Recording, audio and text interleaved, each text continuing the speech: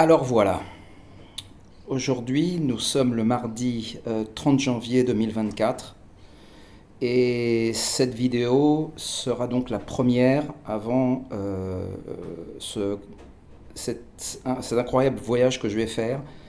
Une navigation depuis Ushuaia. Nous partirons le vendredi 2 février dans l'après-midi jusqu'à l'Antarctique. Et nous reviendrons normalement sur Ushuaia vers le 18 février, si les conditions de mer le permettent. Voilà. Je vais documenter cette traversée et ce séjour en Antarctique avec quelques vidéos que je vais mettre sur YouTube. Le lien sera vraisemblablement Antarctique Steph avec des numéros. Cette vidéo aura le numéro 0 puisque je ne serai pas encore à Ushuaia et c'est à titre d'introduction. Voilà, ce que je voulais vous montrer, c'est donc là où je vais aller.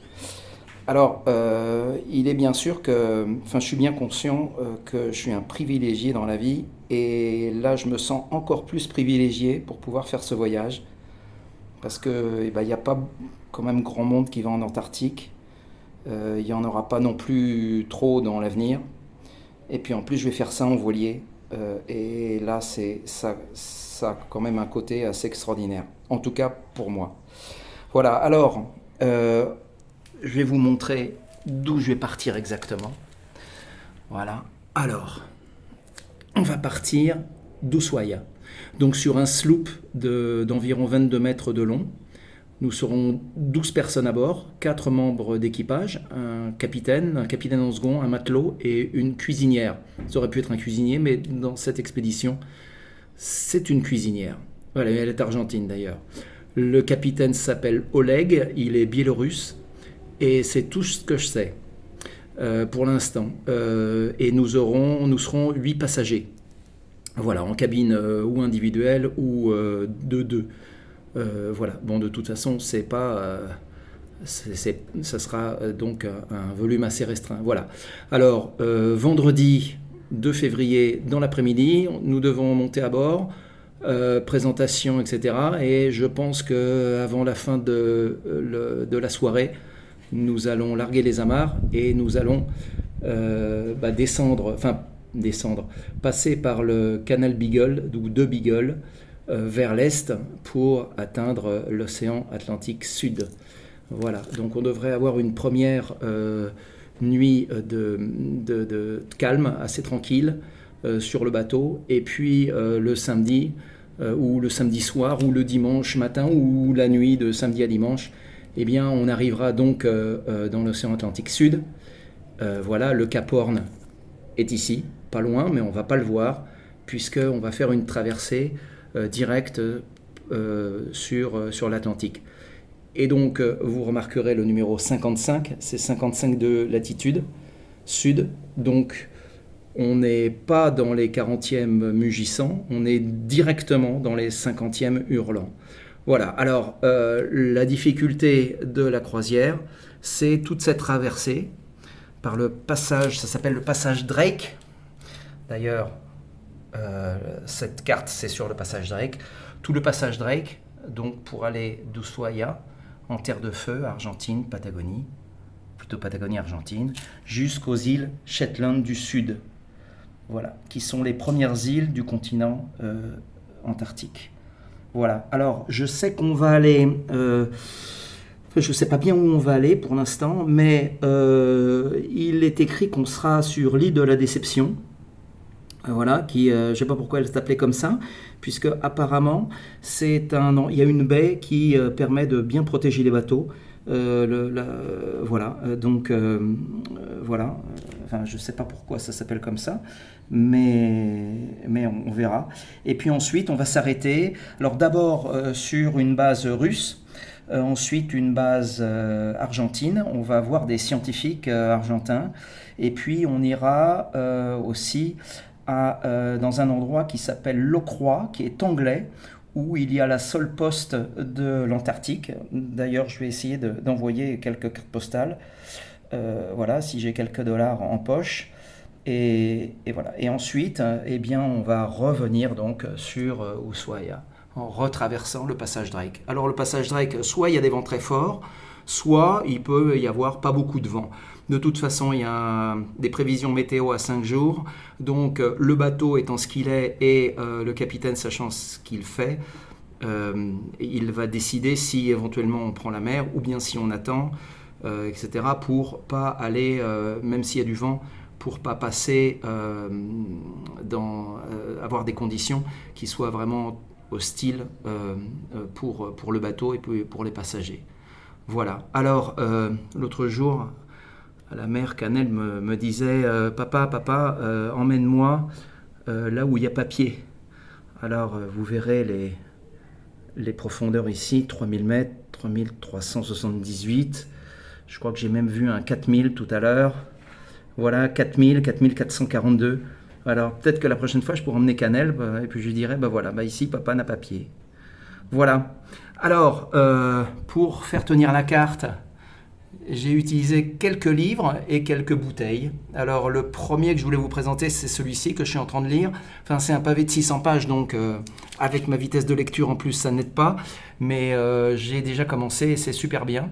Et ça m'a été offert d'ailleurs par la jeune navigatrice argentine qui s'appelle Ketu, qui est un peu la cause de cette traversée, puisque l'année dernière, elle a fait partie de l'équipage de la société donc, qui fait ces expéditions. Il y a 4 voiliers qui font toute la saison, et depuis Ushuaia jusqu'à l'Antarctique. Et elle m'a dit, écoute, voilà ce qui se passe. Et moi, c'est le voyage qui m'a le plus impressionné. Elle a été quand même elle a vécu pas mal de choses extraordinaires en voile. Et elle m'a dit, j'ai jamais vu quelque chose d'aussi beau, qui m'a aussi impressionné. Voilà. Et elle m'a offert ce livre que je ne connaissais pas, de Lucas Bridges, qui est un Anglais dont le papa a été l'un des pionniers à Ushuaia. Et ce monsieur Lucas Bridges a passé sa vie en terre de feu, à Ushuaia en particulier, et avait une connaissance des peuplades qui avait rencontré d'ailleurs quelques années avant, quelques dizaines d'années avant, les Fitzroy et Darwin qui sont passés par la Terre de Feu. Voilà, je vous rappelle que le Beagle, c'est le nom d'un des bateaux de l'expédition de Fitzroy entre 1931 et 1936. Voilà, et donc Ushuaia a été, pour la petite histoire, et je vais vous lire un petit passage. La première maison qui a été mise pour abriter un Anglais qui était basé aux îles Malouines, c'était en 1869.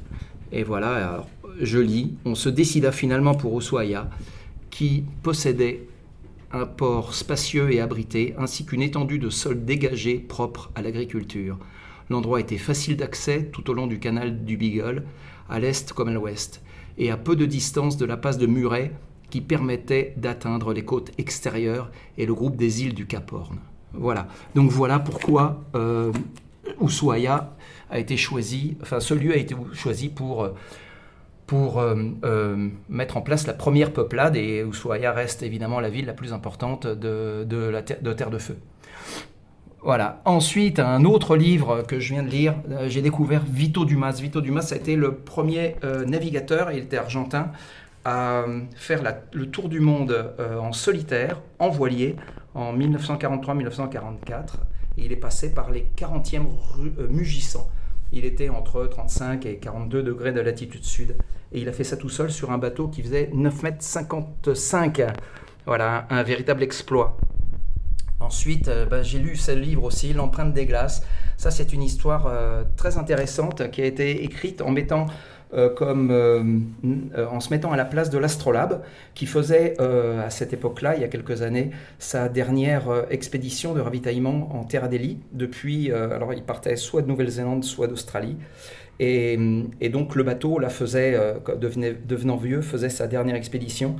Et un journaliste ou une journaliste, je crois que c'est Lydie Lescarmontier, a eu l'idée de faire, elle était du voyage, et elle a eu l'idée de faire parler l'astrolabe du voyage. Et à un moment, j'ai retrouvé quelque chose de particulier que m'avait dit Ketu. Elle m'a dit, il y a quelque chose d'incroyable, c'est l'odeur de la glace. Donc je suis supposé être comment dire, interpellé par l'odeur de la glace quand on en verra en Antarctique. Voilà.